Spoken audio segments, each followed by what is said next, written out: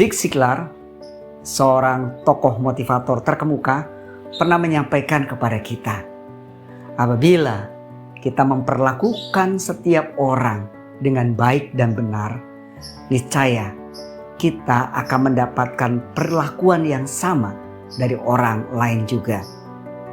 Jadi bagaimana kita bisa memandang dengan kacamata yang polos dan normal untuk melihat orang lain dengan hal-hal yang positif. Dikisahkan ada sebuah cerita di sebuah kerajaan, seorang raja bersahabat dengan seorang perdana menterinya. Mereka selalu berjalan berdua, pergi berdua, berdiskusi berdua, bercerita berdua. Mereka berdua bukan cuma bercerita tentang masalah kerajaan, tetapi juga tentang persahabatan mereka berdua. Suatu hari sang raja mengajak perdana menterinya untuk boleh jalan-jalan dan melintasi sebuah hutan. Dan ketika sampai di tengah-tengah hutan, sang raja merasa kehausan.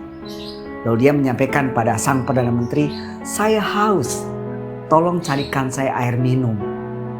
Lalu sang perdana menteri dengan sigap dia mencari dan memanjat pohon kelapa, lalu memetik buah kelapa dan diberikannya kepada raja. Disitulah raja merasa kelegaannya dari dahaga yang dia rasakan dengan air kelapa. Namun tanpa tidak sengaja, sang raja menggigit batok kelapa tersebut. Sampai akhirnya salah satu giginya tanggal. Wah, di situ sang raja merasa kesakitan. Tapi yang dilakukan oleh perdana menterinya hanya tertawa. Dia tertawa dan tertawa mengatakan, "Sang raja, gigimu tanggal 1." Gitu ya. Untung bukan saya yang tanggal 1 giginya. Raja sangat marah lagi karena menahan kesakitan tersebut. Perdana Menteri mengatakan demikian, "Sang raja, ketika gigi tanggal 1 ada satu pertanda bahwa sang raja akan mendapatkan sebuah musibah." Nah, di situ sang raja semakin marah terhadap perdana menterinya. Tapi perdana menteri sambil tertawa dia melanjutkan ceritanya. "Tapi jangan khawatir sang raja. Sang raja juga karena copot atau tanggal 1 gigi, maka sang raja akan secepatnya juga mendapatkan kebaikan." Dan kembali tertawa terbahak-bahak.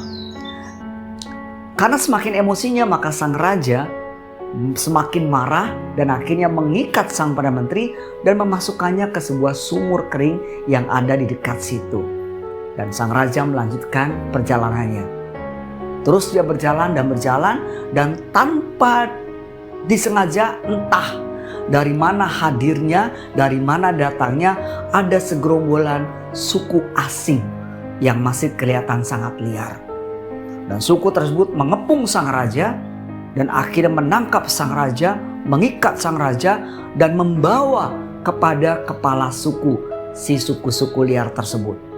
Di sana para suku liar menyampaikan, "Kepala suku, kami menemukan satu korban bakaran, satu korban syukur yang bisa dipersembahkan kepada dewa api pegunungan kita." Wah, kepala suku melihat ada sosok sang raja, karena sang raja itu sangat-sangat orang yang luar biasa, terlihat sangat sempurna. "Ikat dan kita korbankan kepada dewa gunung api kita." Maka dibuatlah satu upacara untuk memberikan korban. Sang raja dijadikan sebagai korban untuk dewa gunung api mereka. Bunyi-bunyian dibunyikan, semua suku berkeliling mengelilingi tersebut dan sang raja mulai dilumuri dengan cairan-cairan yang entah seperti apa, siap untuk dikorbankan kepada dewa api pegunungan tersebut.